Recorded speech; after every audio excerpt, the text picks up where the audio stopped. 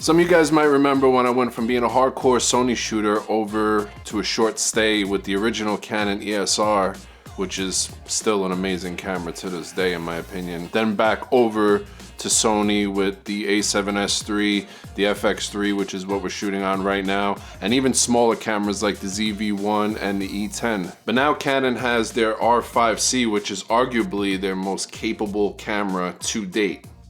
Arguably. So is this camera good enough to get me back on the Canon bandwagon, aka the Can Wagon, as I just named it right here and now? Maybe. Might be.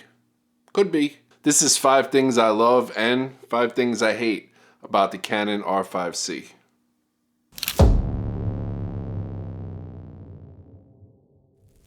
Before we start, let's actually switch over to the Canon R5C right now so we can film on the camera that we're talking about today. All right, R5C, 4K, 24p. We're not gonna shoot 8K. It's a little bit overkill for this video and it's gonna be a pain in the ass to edit. We're on the 15 to 35. We're at about 24 mil right now. And the battery will not die because I have it plugged up to this amazing power bank by OmniCharge. It's so good, this thing. I'm gonna do a full review on this at some point pretty soon, but it's just outstanding. And since we started talking about the battery, we'll start with the negatives, which brings me to my first negative, which everybody has complained about, the battery life. The battery life is absolute trash on the R5C, like real bad. I hate even going into the menu system to adjust something for more than like 3 minutes, because if I do, I know it's gonna eat up about a quarter of the battery life. With the size of this camera, I feel like they could have just squeezed a little bit bigger of a battery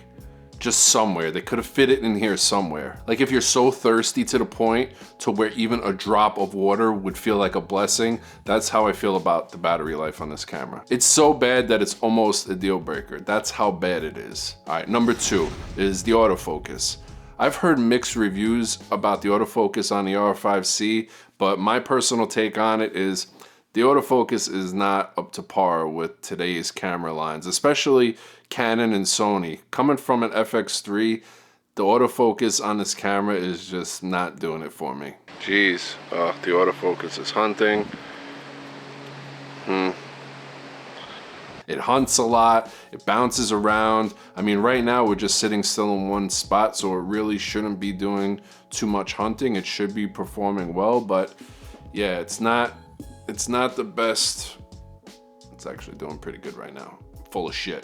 It's actually, it's not that great. It's really not that great. It could be a lot better. And it's a lot better on the regular R5 than it is now. I don't know why doing something like just adding a cinema line menu system would affect the autofocus of this camera so much, especially when it's so amazing in photo mode. Number 3, the screen. I don't love the LCD on this camera. To me, it's not bright enough. The flip screen on the Canon R5C is just horrendous. Unless I'm missing some kind of settings, I really dislike it.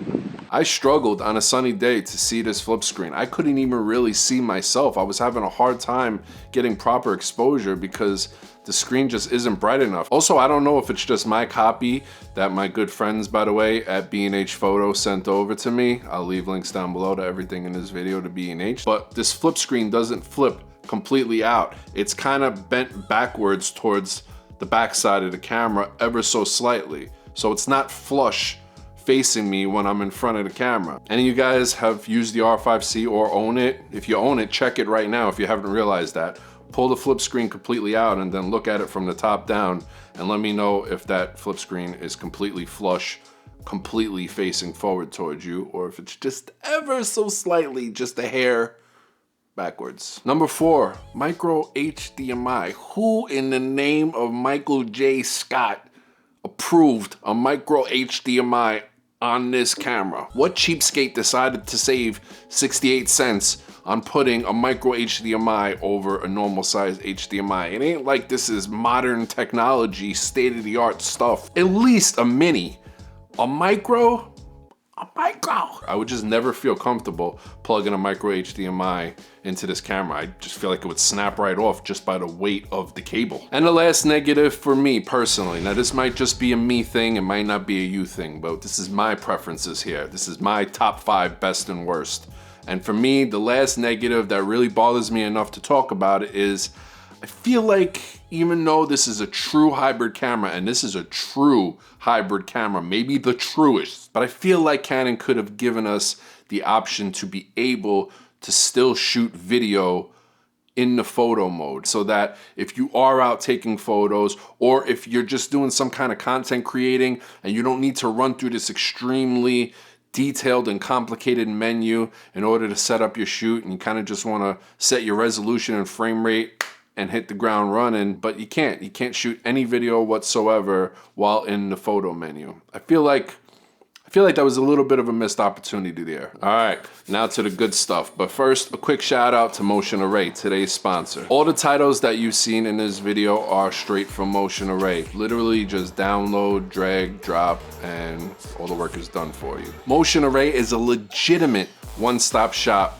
marketplace for anybody that does any type of content creation whatsoever. We're talking titles, transitions, a huge LUT library for pretty much any camera you could think of, video overlays, motion graphics, templates, intros, royalty-free music, sound effects, stock videos, stock photos, and more. And it's all available for Adobe Premiere Pro, Adobe Rush, Adobe After Effects, Final Cut Pro, and DaVinci Resolve. And you could use everything Motion Array has to offer for an affordable monthly subscription, which, by the way, has a free trial going on right now. Hand to God, even before Motion Array was a sponsor of this channel, I was a happy paying customer because it really is everything you need in one place. So head on over to Motion Array right now using the link in the description below and start that free trial. Thank you, Motion Array, for being a longtime supporter of this channel, and thank you for sponsoring this video.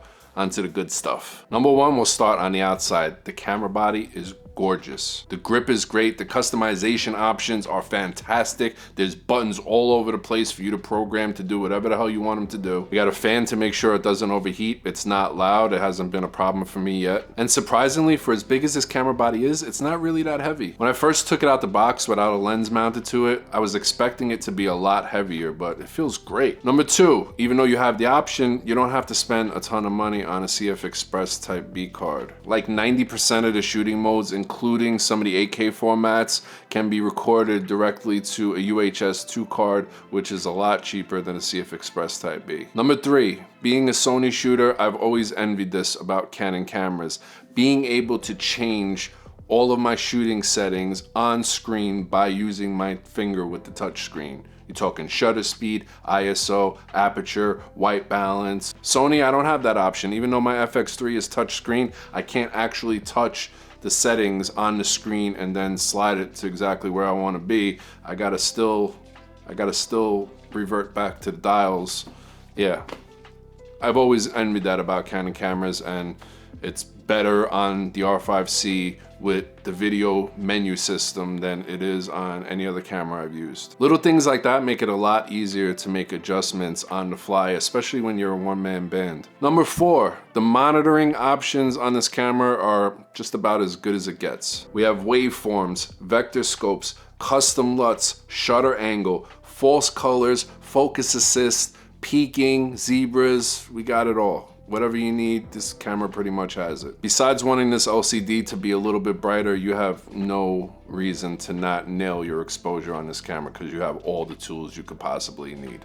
Great job, Canon. And lastly, number five, which by the way, if you stuck around through this whole video, I appreciate you highly. Make sure you subscribe, thumbs up, all that good stuff. This is a legitimate, real deal, no gimmicks hybrid camera, maybe the best ever made. You're not getting short-handed on either end. For stills, you're getting a 45 megapixel beast that can hold its own with any other mirrorless camera in the game right now. And for video, we're talking about a true cinema camera, an 8K 60 frames per second beast of a video camera. You get all that built into one camera for one, I think, pretty good price. Just think about this. If you were to go out and pick up a stills camera that can do stills as good as the R5C does, and a video camera that can do video with all the features that the R5C has, I think you're spending probably more than the asking price of the R5C. So think about it that way. So will I switch from Sony back over to Canon?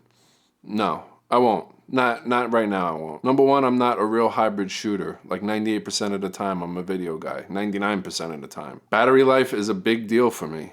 The autofocus on this camera compared to my Sony FX3 is a big deal for me. The Sony FX3 is still easily my favorite camera to date, and I can't see leaving it for the R5C. And that's just for me. That might not be the same for you. Again, this camera is dope. The R5C is an amazing camera, and if you're a true hybrid shooter, then this might be the best option for you, especially if you're already in the Canon RF system. And if you want to know more about the Sony FX3, make sure you check out one of these videos right here.